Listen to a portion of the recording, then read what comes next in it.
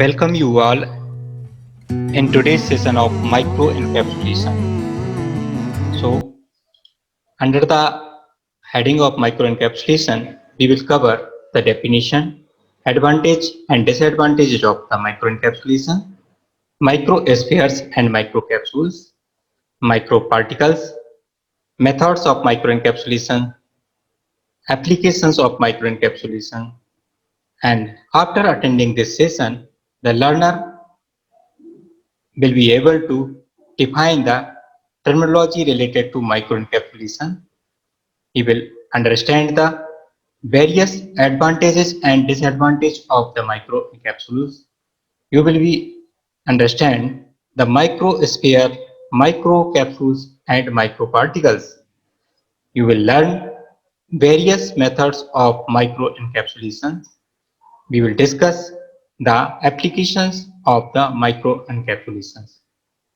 Now, move towards the definition of microencapsulation.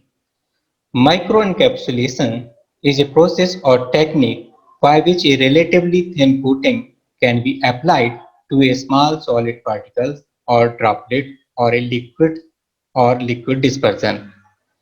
The product obtained by this process is called the microparticles or microcapsules.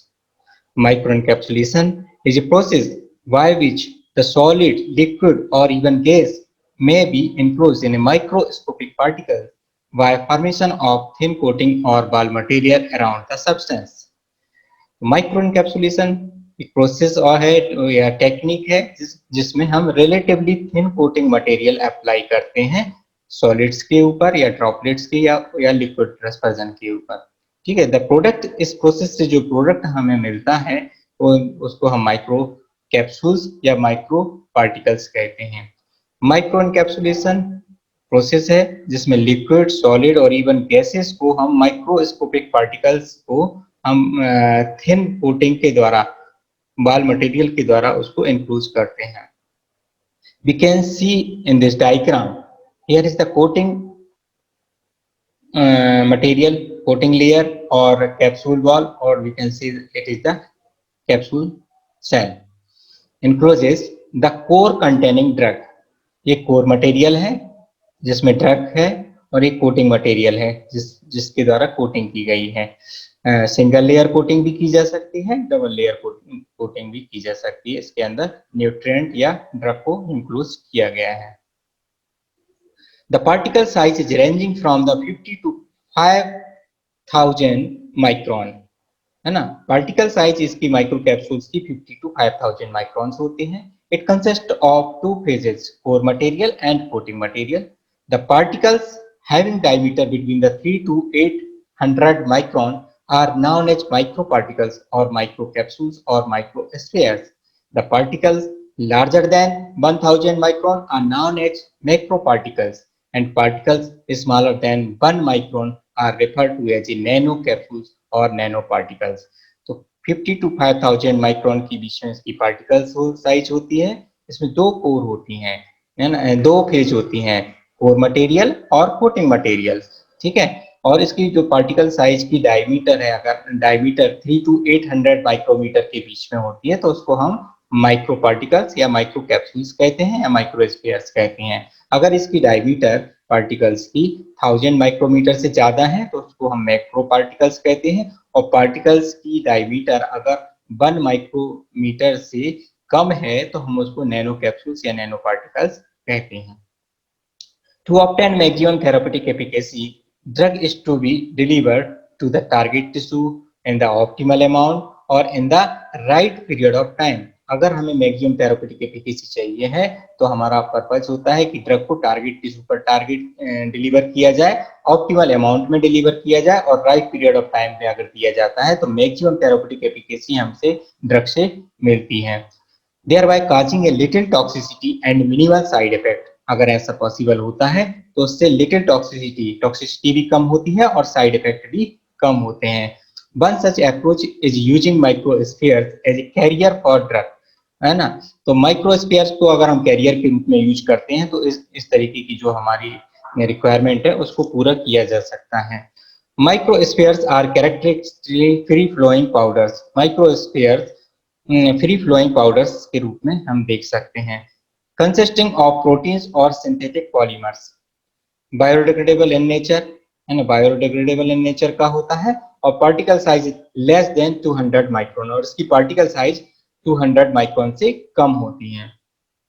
Now, towards the classification, depending on the size or manufacturing process, various type of microcapsules can be obtained, such as mononuclear spheres, sphericals, multinuclear sphericals, or multinuclear irregulars, और multinuclear irregular clusters, ये clusters इसमें बने हुए हैं, है ना, और इसमें इनकैप्सुलेटेड माइक्रो कैप्सूल्स और dual wall micro capsules. Mononuclear में सिंगल न्यूक्लियर है, मल्टी न्यूक्लियर में कई सारे न्यूक्लियाई हैं, मल्टी न्यूक्लियर इरेगुलर है तो इरेगुलर शेप का होता है इसलिए इसको इरेगुलर कहते हैं।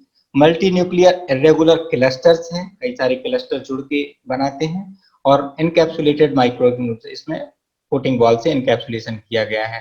Dwell wall micro capsule dual wall है, ठीक, इसको कोटिंग मटेरियल को इस कलर से शो किया गया है और कोर को इस कलर से इसमें डायग्राम में शो किया गया है। Now move towards the advantages of the micro encapsules. It increase the bioavailability, ये bioavailability ड्रग की इंक्रीज करता है। It alter the drug release, drug के रिलीज को अल्टर करता है। It improve the patient compliance को improve करता है। It produce targeted drug delivery को प्रोड्यूस करता है। It reduce the reactivity of core in relation to the outside environment. Core material की रिएक्टिविटी अगर आउटसाइड एनवायरनमेंट है तो उसको रिड्यूस करता है। Decrease the evaporation of the core material, and core material के एवापोरेशन को डिक्रीज करता है। It convert liquid to solid form and to mask the core taste, ये लिक्विड को सॉलिड फॉर्म में कन्वर्ट करता है और कोर मटेरियल के टेस्ट को मास्क करता है।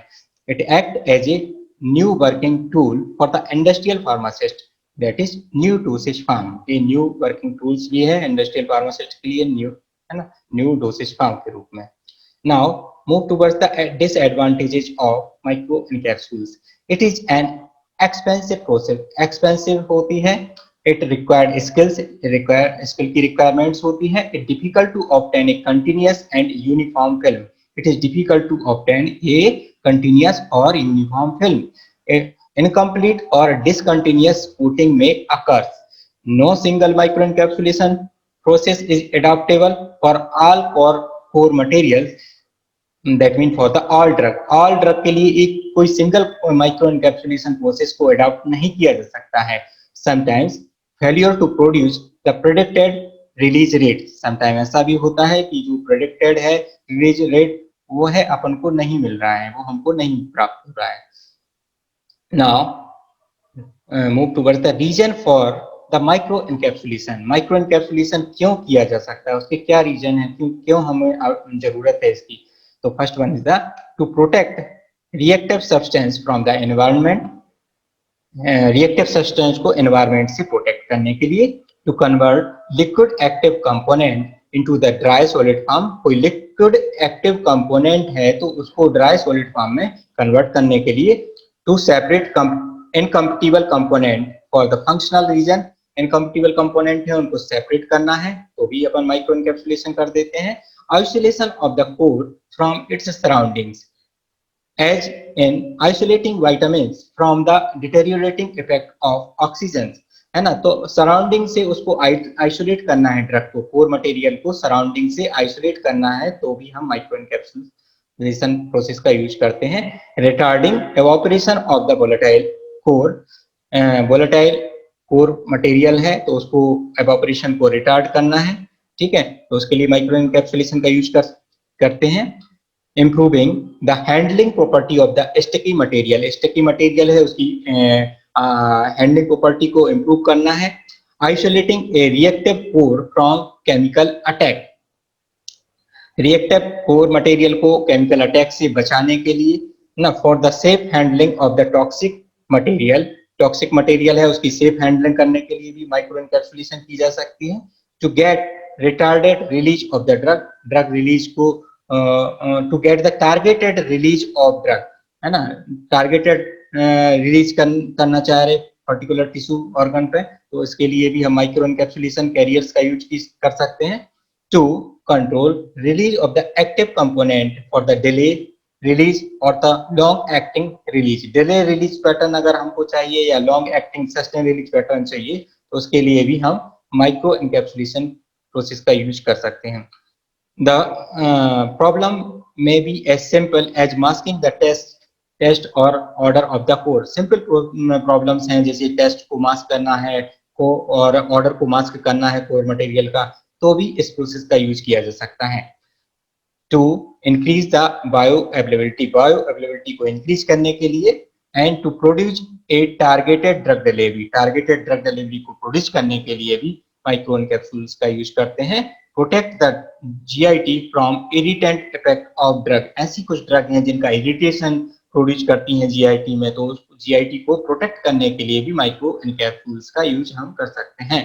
Extension of duration of activity for an equal level of active agent. अगर हम ड्यूरेशन को बढ़ाना चाहते हैं तो भी हम माइक्रो एनकैप्सुलेशन की हेल्प से ऐसा पॉसिबल हो सकता है। तो these are the reasons for micro encapsulation. हम माइक्रो एनकैप्सुलेशन क्यों करते हैं, ये उसके लिए रीजंस हैं। Thank you all, we will continue in the next lesson. Thank you, stay safe and healthy. Thank you for your kind attention.